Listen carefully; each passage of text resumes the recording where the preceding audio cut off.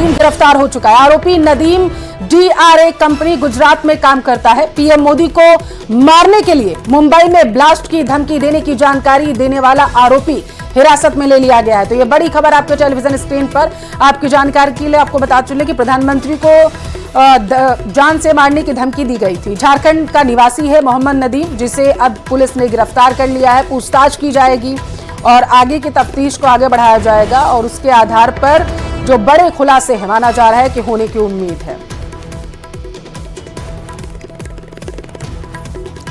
तो बताया जा रहा है कि बालासेंट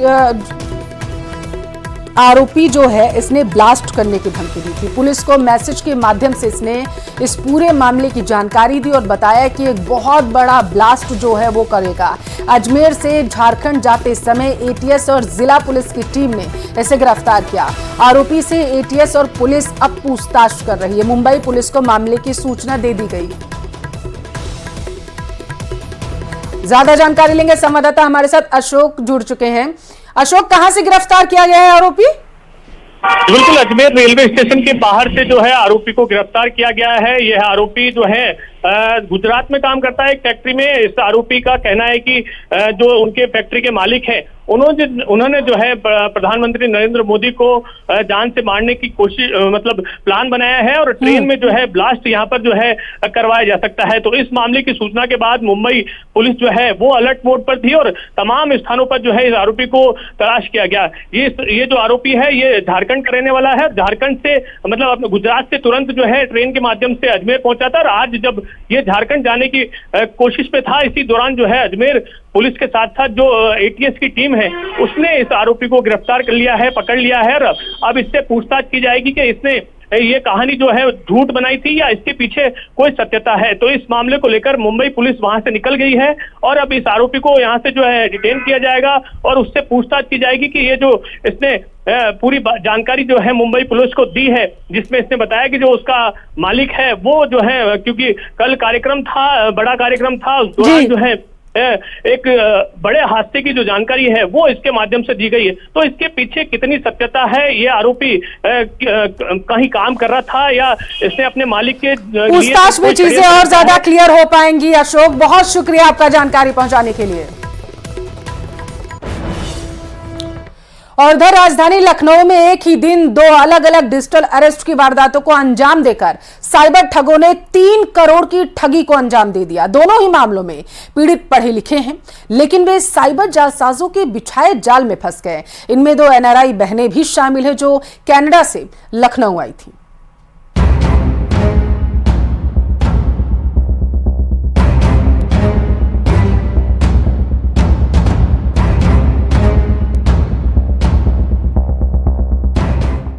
लखनऊ में 1 करोड़ 90 लाख की साइबर ठगी, 2 NRI बहनें 3 दिन तक डिजिटल अरेस्ट।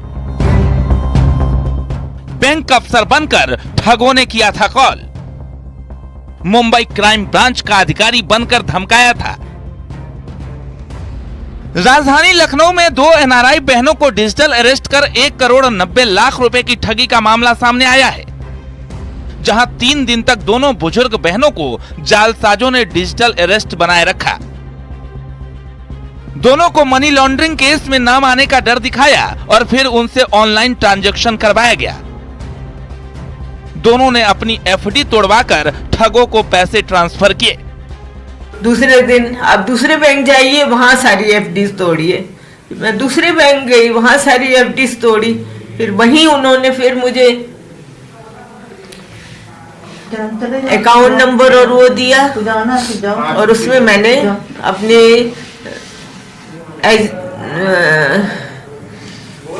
बैंक दूसरे बैंक से अपने उनको सारी FDs तोड़ के और अमाउंट भेजा। उन्होंने जो एड्रेस भेजे उसके ऊपर। देन 3rd डे 27th को फिर उन्होंने बोला कि अब तीसरे बैंक में जाइए, पंजाब नेशनल बैंक में, वहां अपनी सारी FDs तोड़िए और फिर हमको मैं जो भेजूंगा आपको अकाउंट नंबर और एड्रेस उस पे भेजिए। इंदिरा नगर निवासी सुमन कक्कड़ और उनकी छोटी बहन विनय थपलियाल के पास कनाडा की नागरिकता है। दोनों के बच्चे भी कनाडा में रहते हैं। इन दिनों दोनों बहनें भारत आई हुई हैं। सुमन के मोबाइल पर 25 नवंबर को बैंक अफसर बनकर जालसाज ने कॉल किया और कहा कि आपके बैंक खातों से कुछ संदिग्ध लेन देन हुए हैं जिसकी जांच की जाएगी। ये कहकर उसने अपने दूसरे साथी को मुंबई क्राइम ब्रांच का अधिकारी अभिषेक चौहान बताते हुए कॉल ट्रांसफर कर दी। फिर दोनों बहनों के बैंक खाते से आतंकियों के खाते में पैसे ट्रांजैक्शन के नाम पर धमकाया, उम्र कैद की सजा का डर दिखाते हुए करीब 2 करोड़ रुपए ट्रांसफर कराए। जालसाजों ने दोनों को 3 दिन तक डिजिटल अरेस्ट करके रखा। इस दौरान कॉल पर ही जालसाजों ने दोनों बहनों के बैंक खातों और एफडी की डिटेल ले ली। 28 नवंबर तक 10 बैंक खातों में करीब 1 करोड़ 90 लाख रुपए ट्रांसफर करवाए।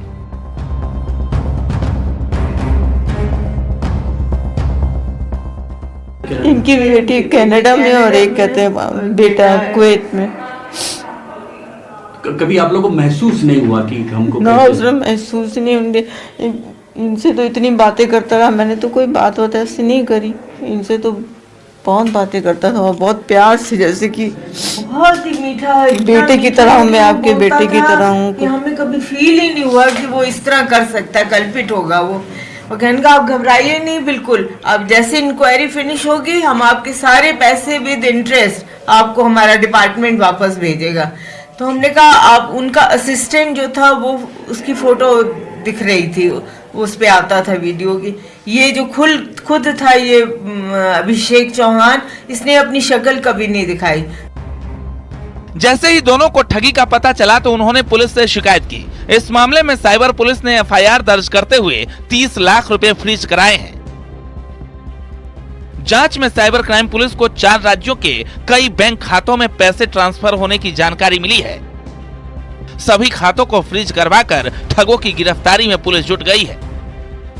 फोन आता है ये बोल के कि हम बैंक ऑफिशियल्स बोल रहे हैं और आपका जो अकाउंट है उससे अनयूजुअल एक्टिविटी हुई है, जो इलीगल टेररिज्म एक्टिविटीज़ में इन्वॉल्व हुआ है। तो इससे ये लोग घबरा गई और इससे इनको उन्होंने, जो व्यक्ति थे, इनको 3 दिन 25 नवंबर से 28 नवंबर तक डिजिटल अरेस्ट रखा है और धीरे धीरे करके अराउंड 1.89 करोड़ रुपीज़ इनके ले लिए हैं। इस पे जानकारी होने पे इन्होंने थाने पे इसकी सूचना दी थी और जो हमारा साइबर थाना है उसने तत्काल इसमें सुसंगत धाराओं में अभियोग पंजीकृत किया था। अभियोग के बाद हमने इस पर जैसे ही काम शुरू किया तो हमें इसमें पता चला कि पहली लेयर में 4 अकाउंट्स हैं, जिसमें हमने 3 अकाउंट्स की डिटेल्स निकलवा ली हैं। अराउंड अभी 30 लाख के करीब हम रुपया फ्रीज करा चुके हैं। बाकी कितनी लेयर्स में पैसा गया है और कहाँ कहाँ गया है उस पर अभी काम चल रहा है। जल्द से जल्द इसमें भी कार्रवाई होगी। इसी बीच 26 नवंबर को भी एक रिटायर्ड बैंक मैनेजर से 1 करोड़ की ठगी हुई थी। अब दोनों मामले की जांच पुलिस कर रही है। लेकिन लखनऊ में एक के बाद एक साइबर ठगी के 2 बड़े मामले के बाद पुलिस ने एक्शन तेज कर दिया है। ऐसे में लोगों को भी जागरूक रहने की जरूरत है।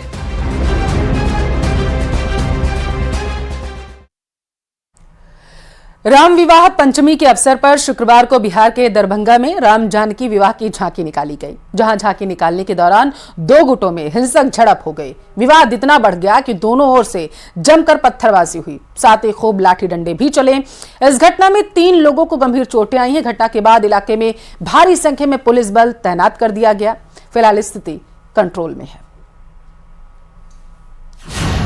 राम झांकी पर किसने की पत्थरबाजी?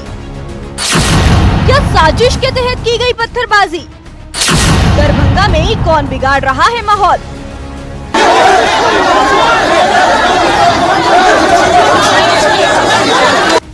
दरभंगा में राम विवाह पंचमी के मौके पर नगर थाना इलाके के बाजितपुर में शुक्रवार को झांकी निकाली गई।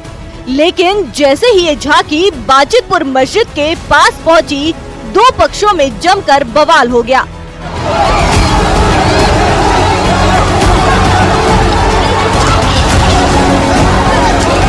बात कहासुनी से शुरू हुई और देखते ही देखते ईंट पत्थर और लाठी डंडे चलने लगे।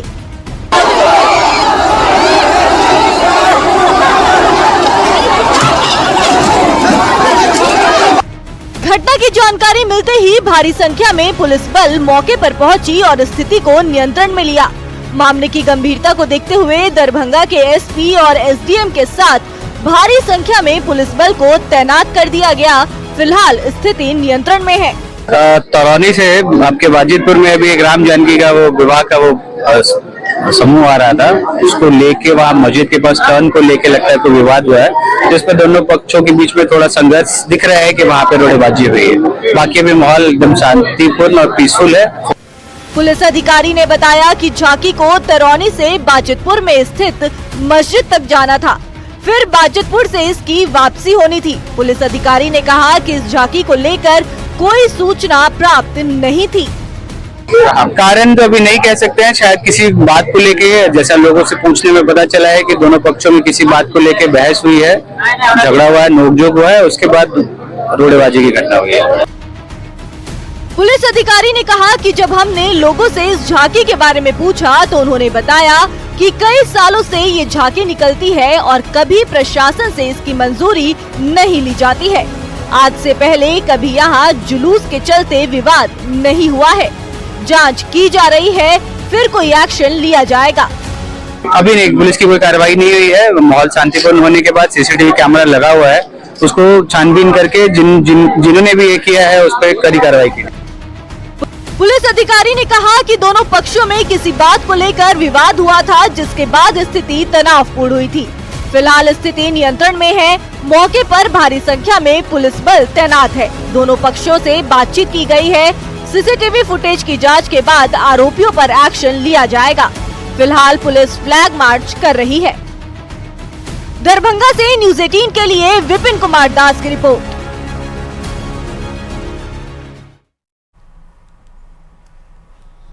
पधार रहे हैं।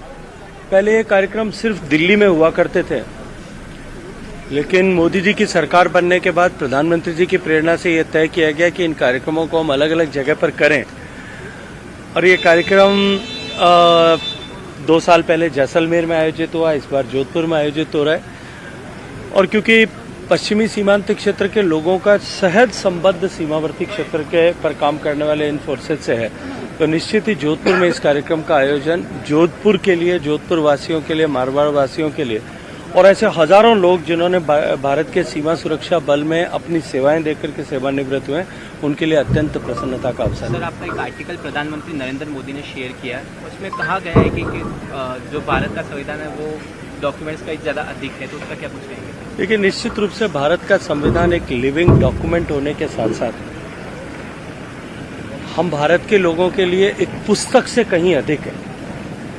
संविधान की मूल प्रति में जिस तरह से भारत की भावनाओं को, भारत के लोगों के विचार को, भारत के लोगों की आस्था को, भारत के सिद्धांत को, भारत के जीवन को जिस तरह से विभिन्न चित्रों के माध्यम से डिपिक्ट किया गया, इसलिए केवल पुस्तक नहीं है, हमारे जीवन पद्धति का हित का एक दर्पण के रूप में है। और जिसके आधार पर काम करते हुए आज हम इस मुकाम पर आकर के पहुंचे हैं। सम्माननीय प्रधानमंत्री जी ने उसे मस्ट रीड टाइप ऐसा क्लिक करके अपना तरफ से ट्वीट किया है। मैं हृदयपूर्वक माननीय प्रधानमंत्री जी का अभिनंदन करता हूँ। सीट नंबर 222 50,000 रुपये। चलिए, ये तो जांच का विषय है और ये जांच के तार कहाँ तक जाएंगे, ये अभी पूरी जांच होने के बाद में ही जाकर के इसके ऊपर मैं कोई टिप्पणी करूँ तो ठीक होगा। सर, संसद शुरू हो चुकी है, लगातार वो ब्लैक कपड़े पहन के। देखिए, जिनको लोकतंत्र की इस व्यवस्था में जिनको जनता ने नकार दिया, वो सारे लोग अब लोकतंत्र के पराजय को इस तरह से अपनी खींच के रूप में अभिव्यक्त कर रहे हैं। लेकिन देश की जनता इनको इनके चाल चरित्र चेहरे को पहचान चुकी है। आज भारत का लोकतंत्र 75 साल से ज़्यादा का हो गया और हम जिस संविधान को लेकर के वो जगह जगह अपना प्रदर्शन करते हैं या जिस संविधान को बचाने का संकल्प ऐसा दिखाते हैं, उस संविधान में जो प्रोसीजर्स लोकतांत्रिक व्यवस्था को चलाने के लिए बनाए गए हैं, उन प्रोसीजर्स को ही वो ठुकराते और झुटलाते हुए दिखाई देते हैं। तो उनका चेहरा कुछ और है और चरित्र कुछ और है। ये एक बार फिर देश की जनता के सामने प्रकट हो रहा है। चलो भाई, धन्यवाद।